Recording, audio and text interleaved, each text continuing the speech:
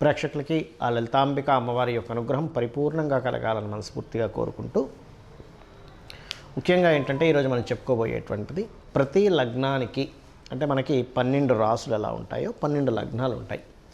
లగ్నం తెలిసిన వారు లగ్నం నుంచి చూసుకోండి నేను చెప్పేది, రాశి తెలిసిన వారు రాశి నుంచి నేను చెప్పేది పాటించవచ్చు.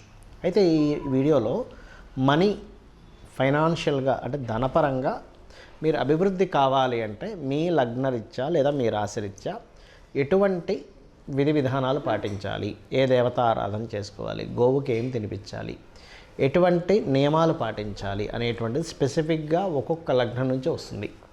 ఆ రకంగా మనం దీంట్లో కొంతమందికి మరి అందరికీ డేట్ ఆఫ్ బర్త్ ఉండాలని లేదు, టైం ఉండాలని లేదు, నక్షత్రం తెలియాలని లేదు. వాళ్ళు కూడా ఏం చేసుకోవాలో వీడియో ఆఖరిలో చెప్తాను. అదేవిధంగా కొన్ని కండిషన్స్ కూడా ఉంటాయి, అవన్నీ కూడా నేను మీకు చెప్తాను. సింహలగ్నము, సింహరాశి. లగ్నం తెలిస్తే లగ్నం నుంచి చూసుకోండి, లగ్నం తెలియనటువంటి వారు రాశి నుంచి ఖచ్చితంగా చూసుకోవచ్చు. మరి సింహలగ్నానికి ఉన్నటువంటి స్పెషాలిటీ ఏమిటి? రాయల్టీ అంటే ఒక రాయల్ లుక్, ఒక యూనిక్నెస్ అనేటువంటిది ఖచ్చితంగా ఉండి తీరుతుంది. ఎక్కడో ఎవరికో 1% ఆఫ్ పీపుల్గా రవి పూర్తిగా పాడైపోతే మనం చెప్పలేం, కానీ సూర్యభగవానుడు ఎంత బాగుంటే అంత రాయల్గా ఉంటారు వీళ్ళు. సో ఇక్కడ ఏమిటంటే సింహలగ్నానికి ఉన్నటువంటి మొట్టమొదటి క్వాలిటీ ఏమిటి అంటే వీళ్ళు చాలా లుక్ వైజ్గా కానీ ఒక పద్ధతి పరంగా కానీ మంచిది ఉంటుంది. వీళ్ళ స్ట్రెంతే ఇది. అంటే అడ్మినిస్ట్రేషన్ చేసేటువంటి గుణగణాలు ఆ లక్షణంతో పుడతారు వీళ్ళు. మరి ఇక్కడ ఫైనాన్స్ ఇచ్చే ప్లానెట్ ఎవరు? మీకు బుధగ్రహము ధనాన్ని ఇస్తుంది, గుర్తుపెట్టుకోండి. ఈ బుధగ్రహము ఎంత బాగుంటే అంత వ్యాపారాల్లో కలిసి వస్తుంది, గుర్తుపెట్టుకోండి. కొంతమంది జాతకాల్లో 2వ స్థానంలో ఉంటాడు, ఇంకే పాపగ్రహ దృష్టి ఉండదు. అలాంటి వారికి ఇంకా అద్భుతం ఆ దశ వచ్చిందంటే. ఇక వేరే గ్రహాలు పాడైపోయి అంతర్దశలో వస్తే that is different thing. But ఇక్కడ బుధగ్రహం ఎంత బాగుంటే ఎగ్జాల్టెడ్ పొజిషన్ 2వ స్థానం దానికి ఉంటే ఇంకా అద్భుతం. మరి ఒక్కొక్కసారి కొంతమందికి బుధగ్రహం బాగోదు, అప్పుడు ఏం చేయాలి? రకరకాల గ్రహాల ద్వారా కనెక్ట్ అవుతుంది అది, దానికి ఎటువంటి సందేహం లేదు. బాగోనప్పుడు ఒకటే గుర్తుపెట్టుకోండి, ఒకటి మీకు బుధగ్రహము బాగుండాలంటే విష్ణు సహస్రనామాలు రెగ్యులర్గా వింటూ ఉన్నామా, ఆటోమేటిక్గా మీ యొక్క జన్మజాతకంలో ఉన్నటువంటి బుధుడు స్ట్రెంగ్తెన్ అవుతాడు, అందులో ఎటువంటి సందేహం లేదు. బుధుడు స్ట్రెంగ్తెన్ అయితే కలిగే ఫలితాలు, ఆలోచన కరెక్ట్గా థింక్ చేస్తాం, కరెక్ట్గా డెసిషన్స్ తీసుకుంటాం, కరెక్ట్గా మేనేజ్ చేయగలుగుతాం. ఫైనాన్స్ని, సిచ్యువేషన్స్ని అన్నింటినీ కూడా మేనేజ్ చేయగలుగుతాం. బుధుడు మేనేజింగ్ కారకుడు. అయితే ఈ బుధగ్రహం ఇంకా స్ట్రెంగ్తెన్ అవ్వాలంటే మీరు నవగ్రహాల్లో బుధ, శని, శుక్ర ఈ 3 గ్రహాల దగ్గర దీపారాధన చేస్తూ, దీపారాధన నూనెతో కానీ నెయ్యితో కానీ చేయొచ్చు, అందులో ఎటువంటి సందేహం లేదు. బుధవారము, శనివారము, శుక్రవారం చేయండి. చేస్తూ రెండవది ఏమిటి అంటే అదే ఆలయంలో ఉన్న స్వామివారి కానీ అమ్మవారి కానీ ఒక 3 ప్రదక్షిణాలు తీసుకుని అక్కడే కూర్చొని చక్కగా ఓం శ్రీమాత్రే నమః మరియు ఓం కాలభైరవాయ నమః అనే నామస్మరణ చేయండి. ఇది కనుక చేశారా 100% మీకు ఫైనాన్షియల్ గ్రోత్ పెరిగి తీరుతుంది, అందులో ఎటువంటి సందేహం లేదు. ఇక బుధగ్రహంతో పాటు మీకు గుర్తుపెట్టుకోండి, ఇందాకన్నాను కొంతమందికి బుధుడు స్ట్రాంగ్గా లేకపోతే అని. అలాంటి వాళ్ళు ఏం చేయాలో చెప్తాను నేను మీకు. ఉలవలు ఉంటాయి, 1 కేజీంబావు ఉలవలు, మల్టీ కలర్ క్లాత్, కేజీంబావు కందులు, రెడ్ కలర్ క్లాత్. ఈ రెండింటిని తీసుకొని మీకు దగ్గరలో ఆలయంలో పురోహితులు ఉంటారు, వారికి దానంగా ఇవ్వండి. చాలామంది అడుగుతుంటారు నేను దానం ఇవ్వమన్నప్పుడు, ఇవ్వండి బయట పేదవారికి ఇవ్వచ్చు. కానీ ఇక్కడ 2 విషయాలు, మీరు పేదవాళ్ళకి ఇస్తే పుణ్యం వస్తుంది, అది నెక్స్ట్ జన్మకి మీకు ఉపయోగపడుతుంది, అందులో ఎటువంటి సందేహం లేదు. ఆకలితో ఉన్న వ్యక్తికి మీరు అన్నం తినిపించడం ద్వారా మీరు మంచి పని చేసిన వాళ్ళు అవుతారు, కానీ అది పుణ్యంగా మారి నెక్స్ట్ లైఫ్కి పనికి వస్తుంది. ఇప్పుడు పనికి రావాలని రూల్ లేదు, ఇది శాస్త్రం చెప్తుంది. కానీ ఒక పురోహితుడికి ఇచ్చి దోషం తీయడం కోసం పురోహితుడికి ఇచ్చినప్పుడు ఆయన జపం చేసుకోవాలి, దానికి మళ్ళీ గాయత్రి చేసుకోవాలి. మీ పాపాన్ని, మీకుండే బ్లాకేజెస్ని ఆయన తొలగిస్తాడు. ఇది ఇప్పుడున్న దానికి రిలీఫ్ ఇవ్వడానికి మీరు పురోహితుడికి దానంగా ఇవ్వాలి, రైట్. అలాగే పుణ్యకార్యాలు కూడా చేస్తుండాలి మీరు.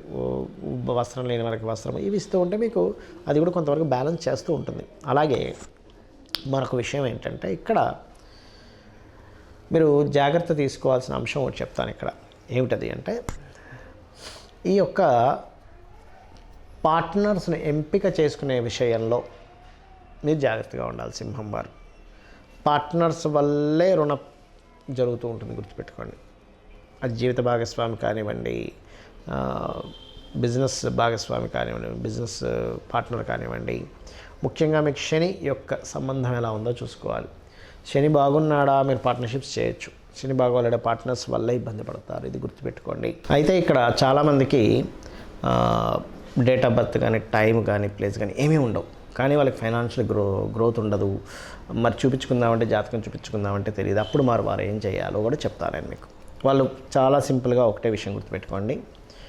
ఒకటి పాయింట్ నెంబర్ 1, నిత్యము కూడా ఎర్లీ మార్నింగ్ నిద్ర లేచి 5 గంటలప్పుడు ఆ సమయంలో కనుక చక్కగా కాలకృత్యాలు తీర్చుకొని లలితా సహస్రనామాలు రెగ్యులర్గా వినడం. మొత్తం సహస్రనామాలు నోటికి రాదు, కేవలం వినడమే అనేది నాకు ఎంత ఎలాగో ఉందండి అనుకుంటే మీరు నవవిద్రుమ బింబస్త్రీ న్యక్కారి రనచ్చదాయే నమః అనే నామస్మరణ చేసుకోండి. దీనికి ముందు ఓము లాస్ట్లో నమః కలుపుకొని చేసుకోవచ్చు. ఒకటి. రెండవది, మీకు దగ్గరలో గోశాలలు కనుక ఉన్నట్లయితే గోవులకి చక్కగా మీరు బెల్లం ఉంటుంది, పిడికెడు బెల్లము, గోంగూర, మరియు ఇది శనివారం బుధవారం పెట్టచ్చు. శుక్రవారాలు ప్రత్యేకంగా నూనె వేయకుండా చేసినటువంటి చపాతీలకి తేనె పూసి చిన్న చిన్న ముక్కలుగా చేసి దేశీవాలి గోవుకు తినిపించండి. ఖచ్చితంగా మీకు ఏమవుతుందంటే ఈ ఫైనాన్షియల్ గ్రోత్ అనేటువంటిది మీ జన్మజాతకంలో మీకు ఏ దశ నడుస్తుందా, ఏ లగ్నము, ఏ రాశి ఏమీ తెలియకపోయినా కూడా ఈ రెమెడీ చేయడం ద్వారా మీకు ఖచ్చితంగా ఫైనాన్షియల్ గ్రోత్ ఉంటుంది. ఇక వాస్తుపరంగా కూడా మనం ఫైనాన్షియల్ గ్రోత్ ఆగిపోతూ ఉంటుంది ఒక్కోసారి మనకి. ఎందుకు అంటే ఒకటి, వాస్తులో విశ్వకర్మ ప్రకాశిక చెప్పినటువంటి గ్రంథాల్లో ఉత్తరే నిధి సంస్థితం అని చెప్పడం జరిగింది. అంటే ఉత్తరం వైపు నిధులు పెట్టుకోవాలి. చాలామంది తెలియక ఏం చేస్తారంటే వాస్తుపరంగా ఉత్తరంలో ఎక్కడా కూడా వీళ్ళు మనీ పెట్టరు. అదే కాకుండా ఉత్తరంలో రెడ్ కలర్స్ వేయడము, అగ్ని సంబంధించినవి పెట్టడం, ఇలాంటివి చేస్తుంటారు. ఎల్లో కలర్స్ వేయడం, ఇవి వేయకండి. ప్యూర్ వైట్ కలర్ ఉండేలా చూసుకోండి. లోపల వైపు అంటే ఇంటి లోపల వైపు ఉత్తరం గోడకి, అలాగే ఉత్తరం మధ్యలో చిన్న లాకర్ లాంటిది పెట్టుకుని అందులో కొన్ని డబ్బులు పెడుతుంది, లేదా చిన్న డబ్బీ పెడితే పెడుతూ ఉండండి. అలాగే నైరుతి బెడ్రూమ్లో నైరుతి మూలలో బీరువా పెట్టకుండా వాయువ్యం అంటే నైరుతి బెడ్రూమ్లో వాయువ్యంలో పెట్టండి, మొత్తం ఇంటికి కాదు.